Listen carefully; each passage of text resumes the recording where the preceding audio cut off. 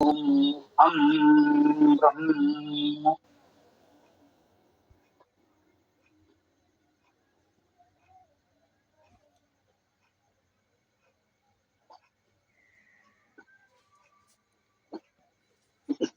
ओम वैदिक गणित विद्या यजुर्वेद अध्याय 18 मंत्र 24।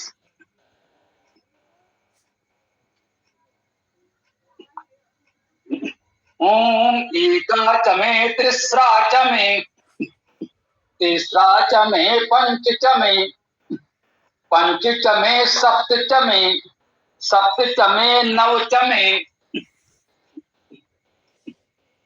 नौ च मे एकादश च मे एकादश च मे त्रयोदश च मे त्रयोदश च मे पंचदश च मे पंचदश च मे सप्तदश च मे सप्तदश च मे नवदश च मे नवदश च मे एकविंशतिः च मे एकविंशतिः च मे त्रयोविंशतिः च मे त्रयोविंशतिः च मे पंचविंशतिः च मे पंचविंशतिः च मे सप्तविंशतिः च मे सप्तविंशतिः च मे नवविंशतिः च मे नवविंशतिः च मे एकत्रिंशत् च मे एकत्रिंशत् च मे त्रयात्रिंशत् च मे यज्ञेन कल्पन्ताम्।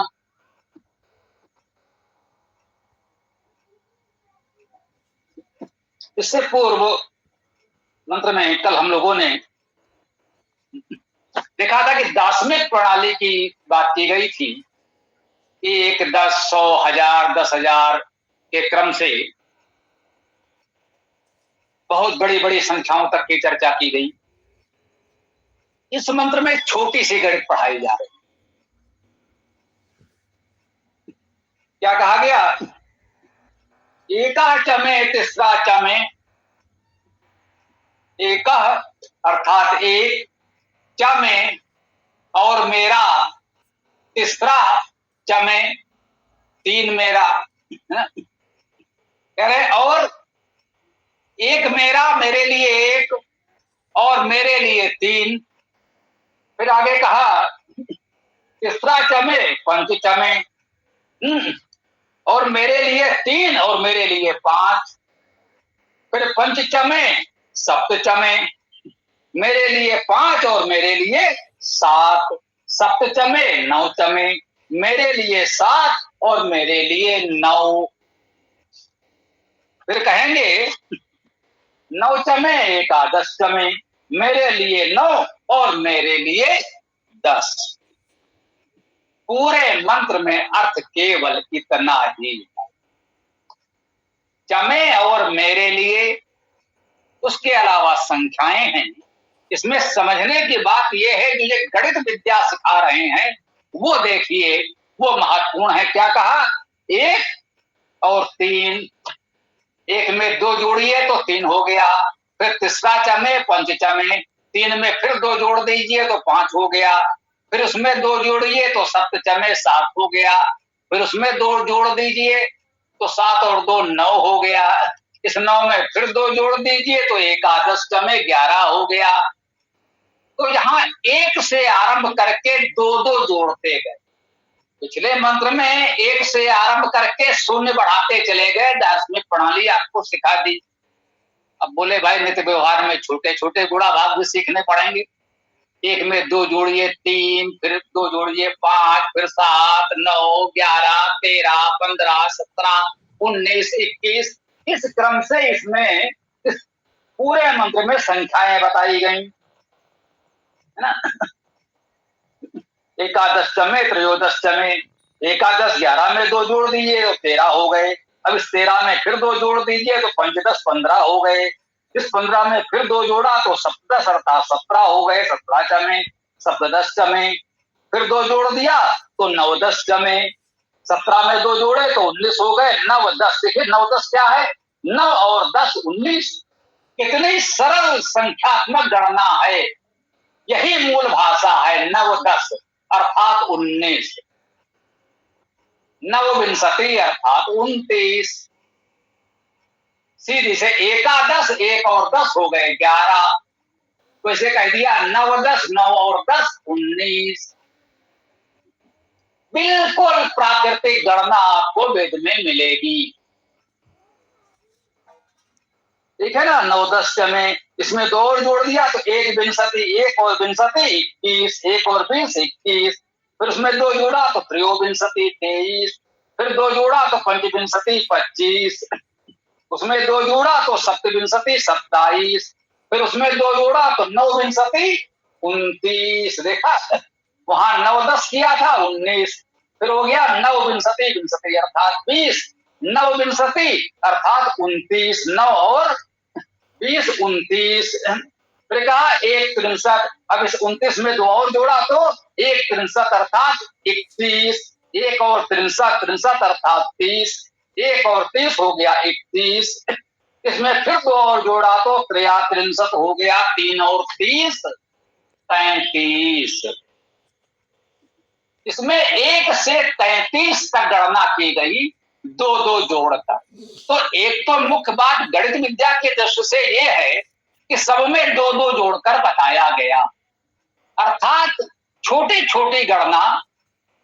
तो आप 1 से आरंभ करके 2 2 जोड़ते जाइए तो क्या संख्याएं बन रही हैं। बहुत व्यवहारिक साधारण गणित गणना भी आपको वेद में मिल रही है।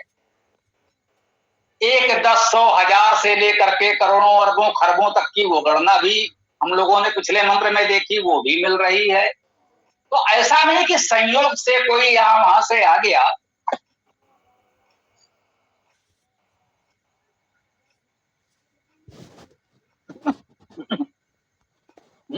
वेद में गणना है, गणित विद्या है, और कितनी सीधी सरल और प्रामाणिक प्राकृतिक है। तो मुख्य विषय तो हमारा गणित का गणना का ही था। इस मंत्र में वो हमने आपको बताया 1 से लेकर 33 तक 2 2 जोड़कर गिना गया। तो ये आपको गणित विद्या तो सिखा दी। अब क्या ये मंत्र केवल गणित सिखाने के लिए था? भाई वेद गणित का ग्रंथ तो नहीं है। वेद में प्रकारांतर से बीज रूप में सब कुछ है, लेकिन वेद गणित का ग्रंथ नहीं। गणित माध्यम है। गणित भी सिखा दिया प्रकारांतर से, लेकिन कह क्या रहे हैं, यज्ञेन कल्पन्ताम, बस इतने से वाक्य आया है। 1 3 5 7 से लेकर 2 2 जोड़ते हुए 33 तक आए और बोले यज्ञेन कल्पन्ताम, ये सब यज्ञ से कल्पना करें, यज्ञ द्वारा इन सब की कल्पना करें।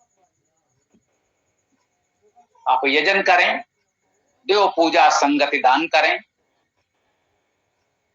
और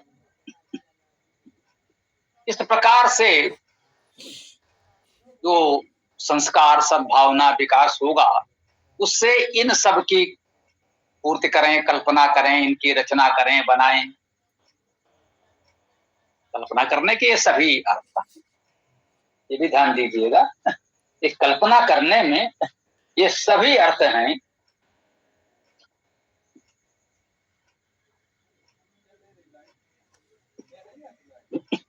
अब एक प्रश्न तो ये हो सकता है कि 1 से 33 तक ही क्यों गिना गया। बिल्कुल ठीक है, गणित विद्या की बात तो हो गई। मंत्र की चर्चा हम लोगों ने मुख्य रूप से वैदिक गणित विद्या के रूप में की, वो बात पूरी हो गई कि 1 से 33 तक की संख्याएं 2 2 जोड़कर आपके समक्ष प्रस्तुत कर दी गई। ठीक।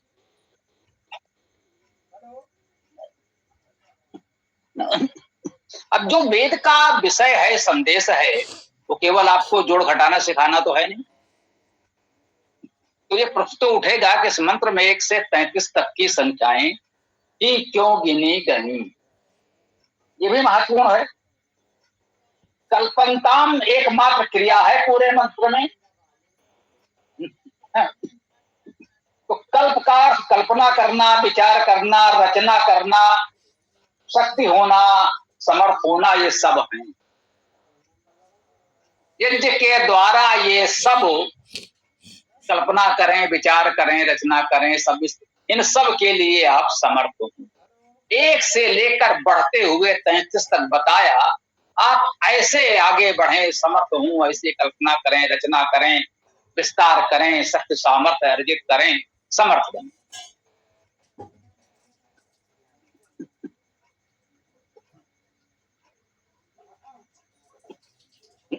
अब वेद के भाव को देखते हुए ये प्रश्न अवश्य उठेगा कि 1 से 33 तक की संख्या क्यों ली गई?